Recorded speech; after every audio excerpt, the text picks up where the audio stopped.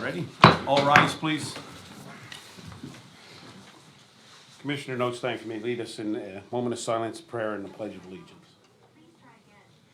Let us pray for the millions of people who have evacuated their homes in Florida, fleeing Hurricane Milton.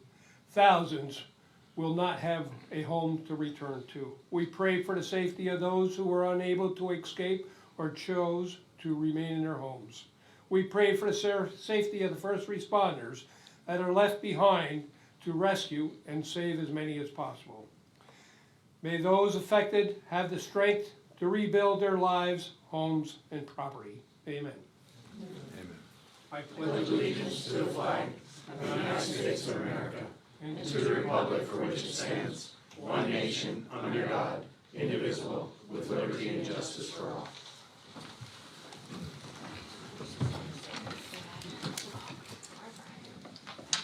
These proceedings are being recorded for the sole purpose of preparing accurate written minutes. Recordings are overwritten following approval of the minutes, eliminating all unofficial records of these proceedings. Your first item is the approval of the minutes of the meeting held October 3rd, 2024. Motion approved. Second? Mr. Honor? Yes. Mr. I Notstein? abstained since I was absent. Mr. Sifranco? Yes. Are there any guests here concerning county business? I do know we have guests here which are scheduled to on the agenda, and we'll address them at that time. Are there any other guests? Hearing none? The first item is a proclamation for Domestic Violence Awareness Month. A motion to adopt the proclamation number 2024-011. Motion adopt. Second? Mr. Honor? Yes. Mr. Notstein? Yes. Mr. Sifranco? Yes. Do you wish to present this, or? I'll be happy to. You want to read the proclamation? Yes.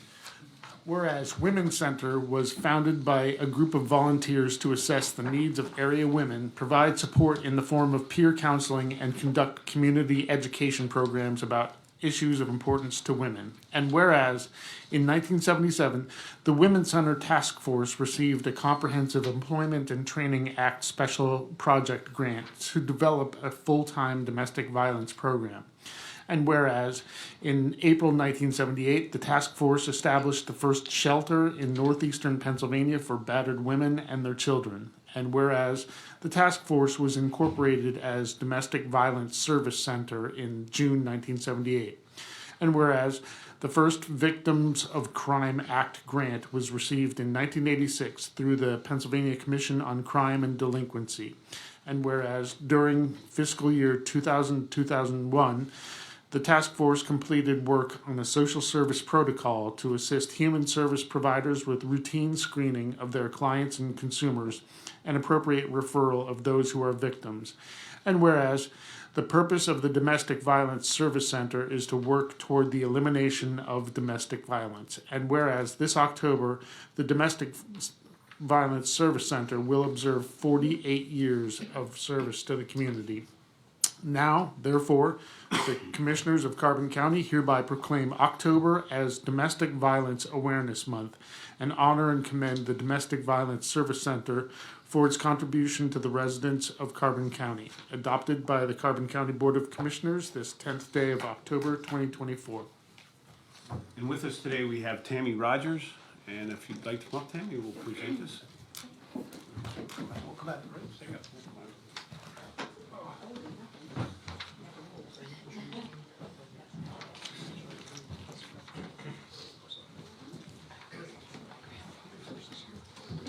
Thank you.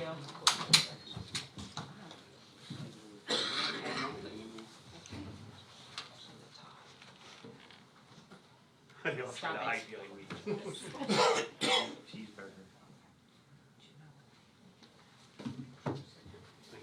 Oh, thank you very much. Tammy, do you have some words to say? Sure.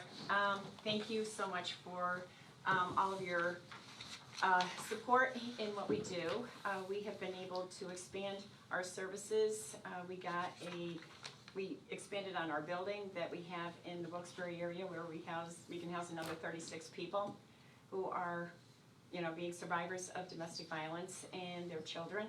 And as of right now, We are trying to make sure that everybody knows that domestic violence is still very much in our society, and trying to make sure that everybody knows to make sure that they reach out to us because we can help.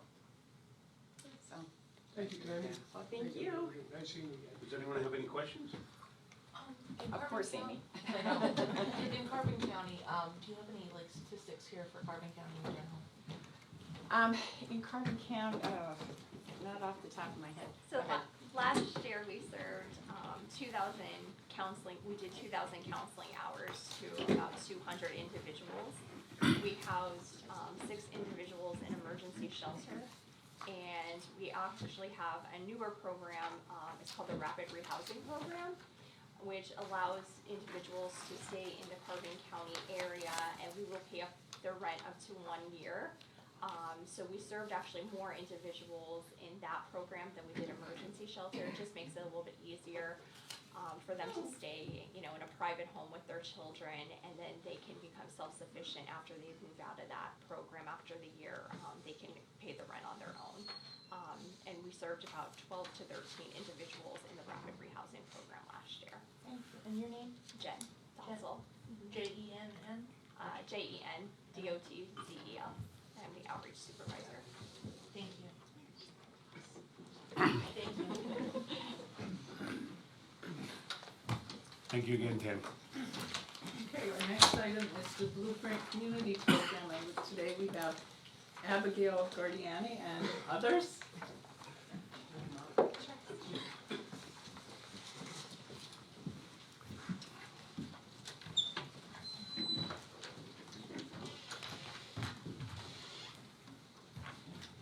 I'll start, first of all, my proper name is Avril. It's A-V-R-I-L. I go by Abby because I'm not French. And I wasn't born in April. I'm not sure where my mother came up with Avril, but I've lived with it for 60 years now. So, first of all, my print is much bigger than yours, and I still need glasses. So, good morning, Commissioners. Safranco, Notstein, and Arner. We are here this morning representing the Panther Valley Blueprint Community Team, and would like to take a little bit of time this morning to share with you who we are, what we're about, and what we hope to achieve. The Panther Valley Blueprint Community Team is comprised of persons from Coaldale, Lansford, Nesquehoning, Summit Hill, and 3 persons that live outside of our communities who play a vital role in our team. To start, I'd like to introduce the members of the Blueprint team that are here with me today, and then share the names of those that were unable to attend this meeting. So here today are Joe Bennett, John Dowling, Joe Gardiani, myself, Abby, Lois Kuba, and Amber Zuber. The people not here today that serve on the team from all of these communities are Dave Boyle, Linda Falcone, who is our coach, Bruce Markovich, Hamilton Perez, Eric Ramirez, Yvonne Stoffi, Lori Ruch, Brenda Sacco, Ruben Smith, Jared Soto, Rich Vermillion, Christine Verdier, who is a mentor for us, Jesse Walk, Dave Wargo, and Joe Weber. It's quite a group of people, eclectic group of people, and there's a purpose behind that. I'd like to begin by giving you a little background on how this all began for us. A few people from the team that were focused, vocal, and working on blight in our communities were approached by Christine Verdier, a senior staff member from Senator Argle's office. Christine played and continues to play a significant role in the revitalization and fight against blight in Tamaqua. And she proposed that we gather a few people together from each of our towns and meet with her and listen to a pitch on becoming a Blueprint community. To be perfectly honest, none of us were familiar with the Blueprint designation or what was going to lie ahead for us. But the one thing we did all realize, that much more needed to happen in our little boroughs, and collaboration is the only way forward. We did meet with both Christine and Micah Gursky, who is a native of Tamaqua, and he wears many hats, including being a member of their Blueprint community team. So what is a Blueprint community? The program was started more than 15 years ago by the Federal Home Loan Bank of Pittsburgh. This is a banker's bank because the programs that are offered by this bank are only given to banks, not individuals. And part of the mission of this bank is that they are absolutely required to give back 10% of their yearly income and direct it towards things like affordable housing and revitalization of communities. The bank's lead partner in this mission is the Pennsylvania Downtown Center. Blueprint helps older communities and neighborhoods gain their second wind through a program of leadership training, capacity building, community planning, with the goal of developing a long-term strategic plan. There is an educational component where members of the team are required to attend an 18-month training. And although there is no guarantee of magic money at the end of the training, it does assist with helping it find access to both public and private funding sources. It also elevates the status of our communities when applying for grants and giving us preferred status. Each community that is chosen as a Blueprint community will carry that designation for 10 years.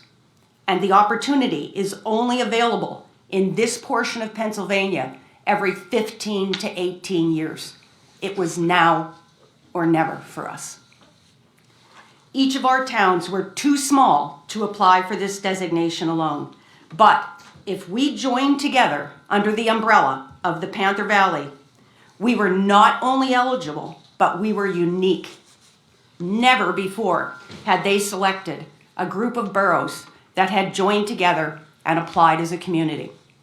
So we put together our team, fulfilling certain requirements with members that represent a Federal Home Loan Bank of Pittsburgh member financial institution, which for us is the Jim Thorpe Neighborhood Bank, a local government official, a community-based organization that represents all community residents, an economic development professional, and a real estate developer or specialist. Those persons were required to be on this team for a very good reason. We made application and we were selected. Our team now receives education, technical assistance, and expertise in developing a strategic plan that is implementable in moving our communities forward with development, redevelopment, and revitalization. We are currently working on community engagement activities, implementing small grants for community projects, capacity building, and learning about strengthening relationships for regional, statewide, federal, and philanthropic funding sources. We don't know what the future holds as we make our way through this incredible opportunity. But what we can be sure of is that our region can no longer survive without collaboration and regionalization. Previously selected Blueprint communities have a record of success. We don't have to look any further than Tamaqua to see what the Blueprint designation meant for that community. The revitalization of the Tamaqua downtown has been absolutely transformative and has breathed new life into that community. Across the state, 64 communities have participated in the Blueprint program. More than 570 local leaders have received direct training and resources. $500 million has been leveraged in public and private funding. $33 million of the Federal Home Loan Bank funding has supported 94 quality housing projects. $274 million in total investments from the Federal Home Loan Bank have been utilized in 42 communities. Our Blueprint team has absolutely, positively no political affiliation, just a desire to invest ourselves in our communities and a vision for the future and a willingness to believe that our best days lie ahead of us.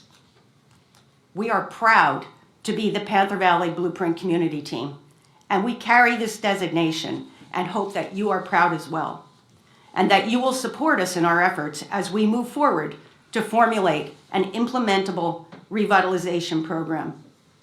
We believe that the Blueprint Community designation will afford us the opportunity for development and redevelopment that we would never have had if we stood alone. Good things are already happening in the Panther Valley, and I know you're aware of them. The Narrow Valley Sports Complex was just opened in Nesquehoning, and if you have not been to that facility, I urge you to go and look at it. The Reading, Blue Mountain, and Northern Nesquehoning train station was opened, and guess what? It goes both east and west. Bulldog Fire Apparatus has opened in Nesquehoning, bringing back many of the jobs when Kovach closed. The No. 9 Coal Mine Museum has always been and continues to be a really great place for visitors.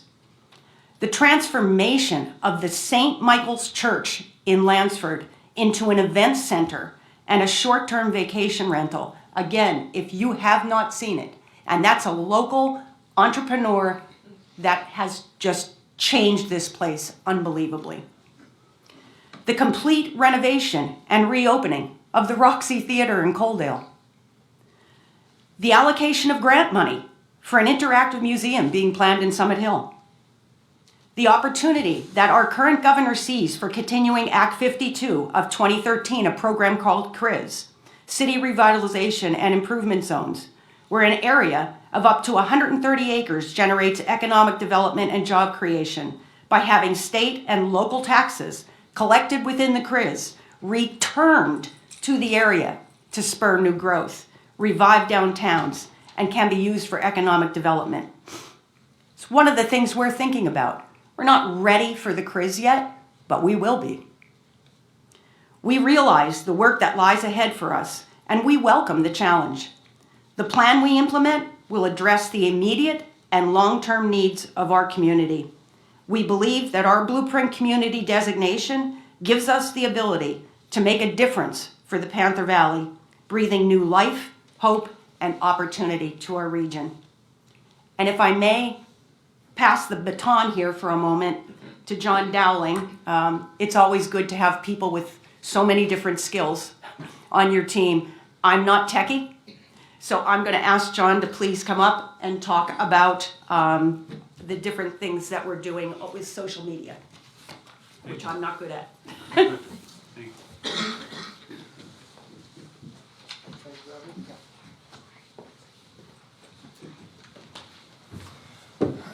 Good morning, Commissioners. Thank you for your time, and thank you, Abby, for that overview. I serve as the chairman of the Blueprint Community Team in the Panther Valley, and you heard from Abby that our main goal is to revitalize the 4 boroughs of the Panther Valley.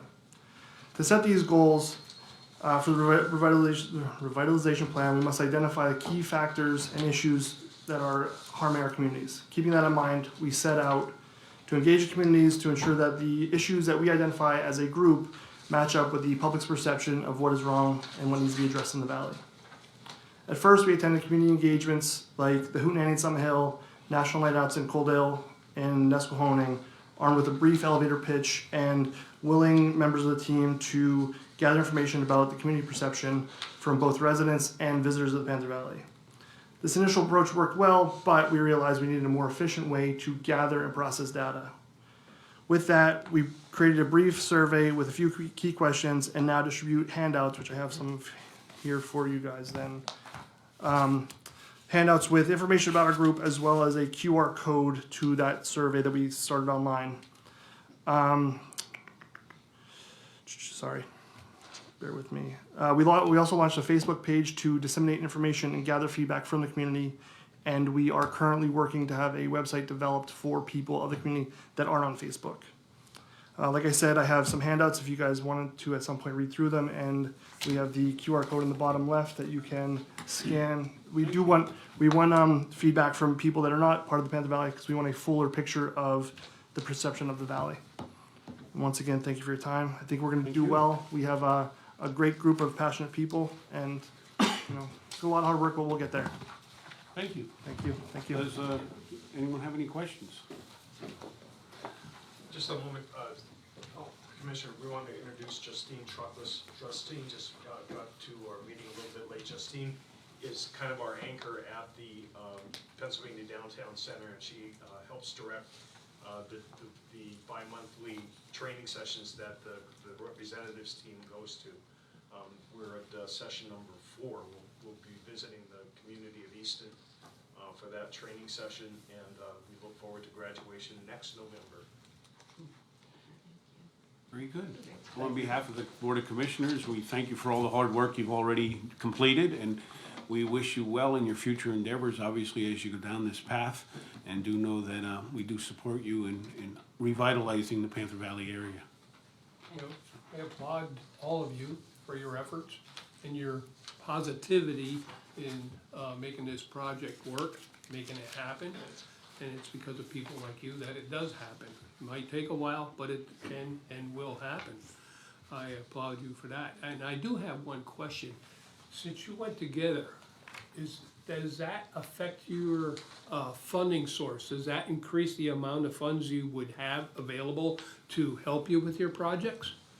Or you don't know that yet? Well, we have applied for some grants, and we've received them, smaller grants. I don't know that it's gonna affect the amount of grant that we would receive, but it does affect our ability to choose our project between the 4 boroughs. That's probably, if there's anything that the boroughs look at and we have to deal with it. We're running a test here as 4 boroughs coming together as one. So somebody's gonna get a project done in their borough. And like you said, Wayne, we're all gonna have to be patient, because projects are going to be done in each of the 4 boroughs, but somebody's gonna be first.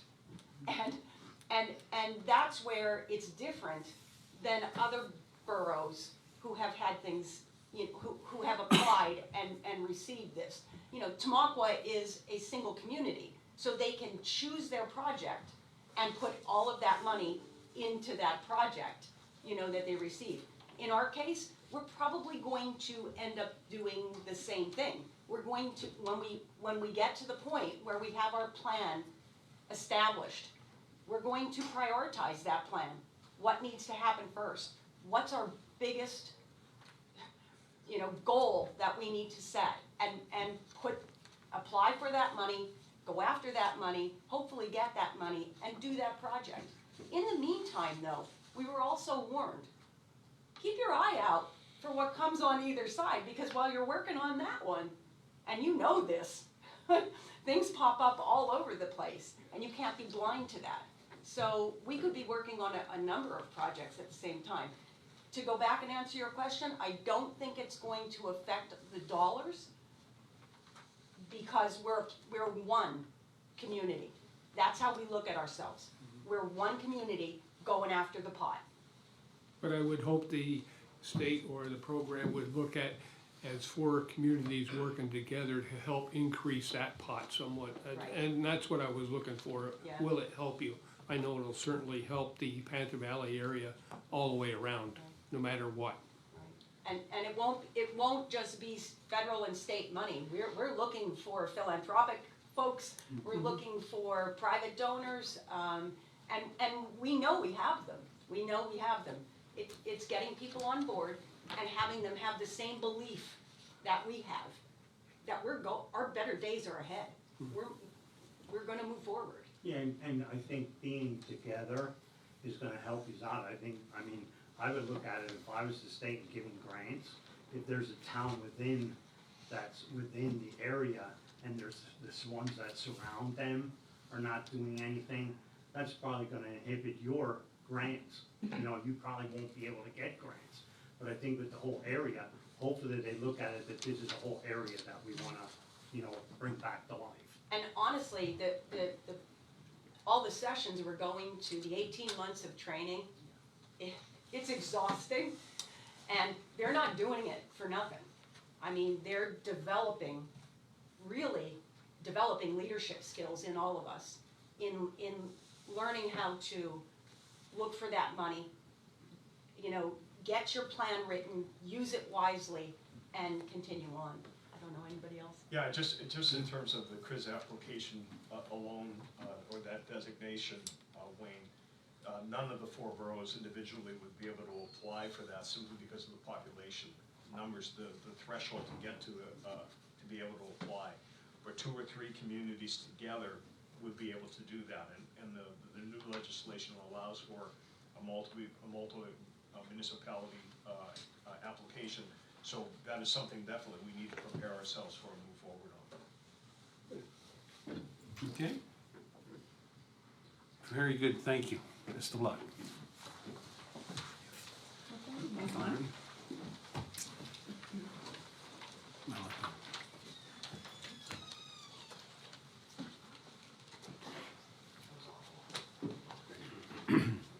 Our next item is the report of executive sessions There held. were none.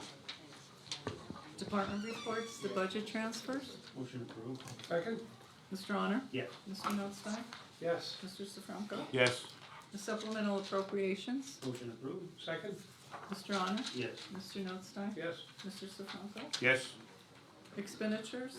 Motion Approval of, oh, you're gonna read, okay. I'm ahead of you.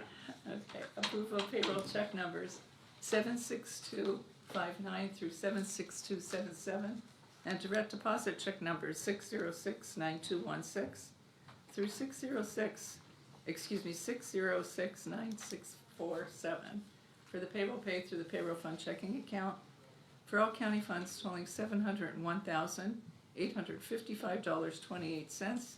This is the payroll dated October 4th, 2024. Motion to approve, to ratify. Second.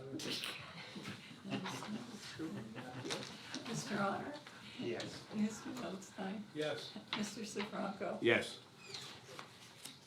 Approval of check numbers 246356 through 246513 for expenditures to the general fund clearing account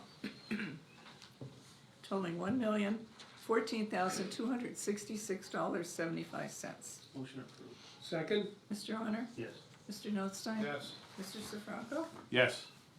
The treasurer's report. Motion approved. Second? Mr. Honor? Yes. Mr. Notstein? Yes. Mr. Sifranco? Yes. The personnel report for county departments. Motion to approve. Second. Mr. Honor? Yes. Mr. Notstein? Yes. Mr. Sifranco? Yes. The acknowledgements for courts and row offices. Motion acknowledged. Second? Mr. Honor? Yes. Mr. Notstein? Yes. Mr. Sifranco? Yes. Correspondence was received as listed. Copies will be made available to the press. Next item, number 24478, Children and Youth for approval. Contract with Kids Peace.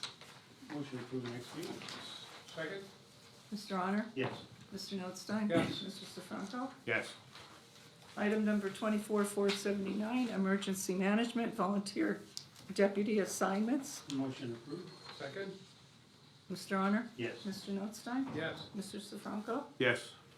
Item number 24480, GIS Mapping, a software maintenance agreement. Motion to approve. Second. Mr. Honor? Yes. Mr. Notstein? Yes. Mr. Sifranco? Yes. Number 24481, Lanta, the MATP program agreement. Motion to approve. Second. Mr. Honor? Yes. Mr. Notstein? Yes. Mr. Sifranco? Yes. The solicitor's report. Thank you. For the Area Agency on Aging, item number 24-482, the agreement with Tamaqua Adult Daycare. Motion approved next week. Second? Mr. Honor? Yes. Mr. Notstein? Yes. Mr. Sifranco? Yes. Also for Area Agency on Aging, item 24-483, an agreement with Sablin and Sablin PC of Lehighton, Pennsylvania. Motion to approve. Second. Mr. Honor? Yes. Mr. Notstein? Yes. Mr. Sifranco? Yes. And lastly, under tax assessment, a refund of county real estate taxes due to the lowering of the assessment in the amount of $656.03. Motion approved and make payment. Second? Mr. Honor? Yes. Mr. Notstein? Yes. Mr. Sifranco? Yes. Nothing further. Any further business? Commissioners reports, Mr. Arner, Nothing at this time. Mr. Notstein, Nothing, I'm sorry. Mr. Sifranco. I just have actually two things. One is the open space, there's an open space workshop tonight down at 44. That is to kind of go over how open space applications will be handled. I would advise you, if you're not able to attend, maybe watch online. I know it's in reference to that, it is not in getting into the finance yet, but our open space coordinator has asked me to make that announcement that it'll be there to go through how the application process will be handled, and it will all be there. So it would be, for those who are interested in that, you may want to get online or, attend. But it's not into finance, just into that, so you're aware of that. That's all I have. Anything else? Meeting adjourned. Election board. Smile, Jen, it's not that bad. Good morning. Good morning.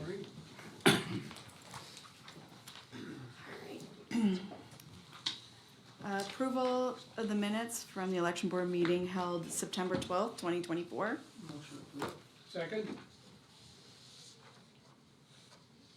Mr. Arner? Yes. Mr. Notstein? Yes. Mr. Sifranco? Yes. Any guests concerning election board business? Nope. Approval of voter registration totals. Motion to approve. Second. Mr. Arner? Yes. Mr. Notstein? Yes. Mr. Sifranco? Yes. Election board vacancy appointments, I have listed them on there, that we have filled those positions. At this time, we are not looking for any other poll workers, we are completely full, Oh, that's very which is good. great. It's awesome. Yeah, they're coming out of the woodwork. Any further business? I do have a couple things I'd like to let you guys know. I asked Sheriff Ziegler to have security on November 6th, the day after the election. He has said yes to that he will be having a deputy down there for us at our office. Okay. I just think it's kind of important to have that kind of security afterwards. I did get a phone call from a committee member of one of the political parties regarding the secrecy envelopes. Apparently in other states, they're having envelopes, the secrecy envelopes are sealed. I haven't had anybody call us regarding that. I don't see any problems in our county at this time. I do have two other things that I'd like to address so that it can be put in the paper also. Ballots can only be dropped off by voter. I need to make that clear because we have people dropping off ballots that are not the person that voted. They're trying to give us their mothers, their sons, their daughters, and we cannot accept that as state law. We cannot accept those. Also, we know that the marker, if you use a marker to do the ballot, which we're hoping you do use a marker, it's bleeding through to the other side. Well, the ballots are built so that it does not compromise any votes on the other side. But we need it to be a black marker so it shows up when we adjudicate the votes on our system. I think that's it. We do have training for the poll workers. I want to let you guys know. October 23rd and October 24th. October 23rd is 6 to 8, and October 24th is 10 to 12 in the morning. I think you did say you were going to provide some type of light refreshment? Yes, we are going to have light refreshments on maybe like a hoagie or a wrap or something on that night from 6 to 8 on the 23rd, and we're going to try to get some donuts and coffee for the morning session. But I'll be there. so that is all I have. I don't know if any of you have anything. I did speak with Larry Sinicola. I know the lights and everything has come in. He's getting it on his schedule, and we should have everything lit up much better than what it had been in the past. Great. Great. I have nothing else. Anything further? We can adjourn. Okay, that adjourns it.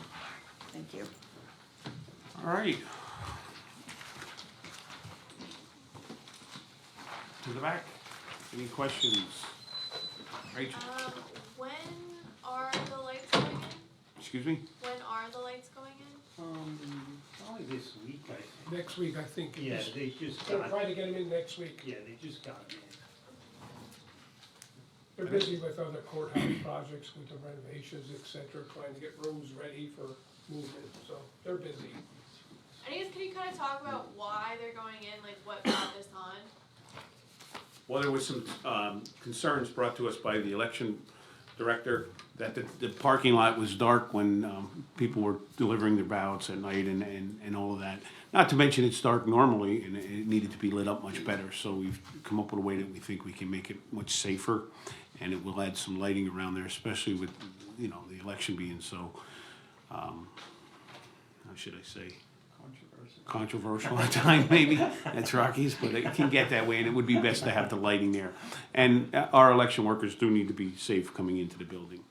The one thing I would like to mention in reference to that, along those safety lines, and that everyone is going to be checked and wanted, basically secure coming in. They had changed that in the past, where you could just kind of walk in. That's going to change, so do expect somewhat of a delay when you are delivering the ballots at the end of the night. And that is done for security, not only of those delivering, but also of those who are down there collecting. So that so they will be wanding all of the people coming through the door. Can you explain what that means, wanding? Well, that wanding would be, they're taking the sheriff's department is going to making sure that their metal detectors and all are there, and they're checking them so that they don't have anything that they should not have on them entering the building. And that's at the elections office? Yes, Okay. And there's no other place to drop off your ballots, correct? correct. And then, so is the elections hours right now, is it all the same still, other than the election night? That's going till like 8, I think? Like, but you can't drop off your ballot late at night, right? No. No, Okay. That's all. unless it's they, well, I shouldn't say drop off. I don't know is she gonna extend any of the hours like they did before? There might be an extension coming up yet Yeah, we don't for know certain yet. things, but Yeah, and it's like, they might just have somebody stay an hour over to accommodate people that might get off of work at 5 if they wanna drop the ballots off. And I think we did that before. Are you guys receiving any like complaints or calls or anything about the election yet, or no? Not really. No. I think we have an excellent staff, and I think in the past it shows what they've done. I mean, with all the chaos that was happening in other counties, like our county came through with a full bill of health, you know, we did it right. And we continue to do that. If there's anything that we receive any phone calls on or I receive on, is the voter registration. And now how that has grown and in different areas, and that seems to be a concern, but nothing as far as election, just who's registered and how they're registered and where they are. That's all. Okay? Amy? Morning. Good morning. With regards to the correspondence, from Susan Silfies asking you guys to approve Carbon County as a non-sanctuary county, do you guys have a position on that?